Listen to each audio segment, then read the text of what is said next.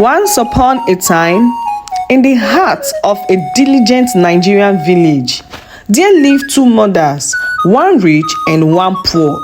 The rich woman, Madam Ogechi, was known for her wealth and influence.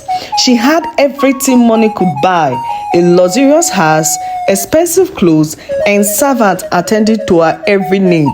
However, she lacked one thing: love and compassion for others. Her heart had grown cold over the years, consumed by her greed and pride. On the other side of the village, Mama Amara, a humble woman who, despite her poverty, was known for her kindness and generosity. She lived in a small one-art hut with her only daughter, Amara. Mama Amara worked hard every day as a seamstress, stitching clothes for the villagers.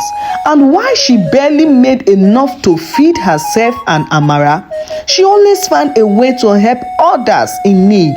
One day, destiny intertwined the lives of these two mothers when their daughters crossed paths. Amara, the daughter of the poor woman, and Ada, the daughter of Madam Ogechi, met at the village stream where they both went to fetch water. Ada, dressed in expensive clothing, mocked Amara for her torn dress and barefooted state. But Amara, with her heart full of kindness, simply smiled and offered to help carry Ada's water pot. From that moment on, the two girls formed an unlikely friendship.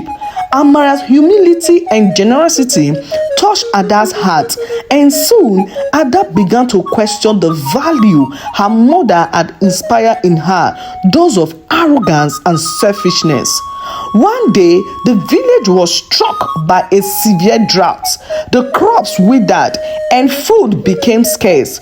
While Madam Ogechi looked away her wealth and refused to share with the starving villagers, Mama Amara, despite having little, shared what she had with her neighbors. Word of her kindness spread, and soon the whole village began to see her as a beacon of hope. Ada, seeing the contrast between her mother's greed and Mama Amara's generosity, went to her mother and begged her to help the villagers. But Madam Ogechi, consumed by pride, refused. Days passed and the drought worsened. One fateful night, Madam Ogechi fell gravely ill. No doctor in the village could cure her, and the villagers, remembering her cold-heartedness, turned away from her in a time of need. Desperate and with nowhere else to turn, Ada ran to Mama Amara for help. Despite all that had happened, Mama Amara welcomed Ada with open arms. She made a special herbal concoction, something passed down through generations, and gave it to Ada for her mother. Ada hurried back to Mother Ogechi mansion and gave her the medicine. The next morning, Madam Ogechi woke up, her strength restored. She was astonished when Ada told her how Mama Amara, the poor woman she had always looked down on, had saved her life.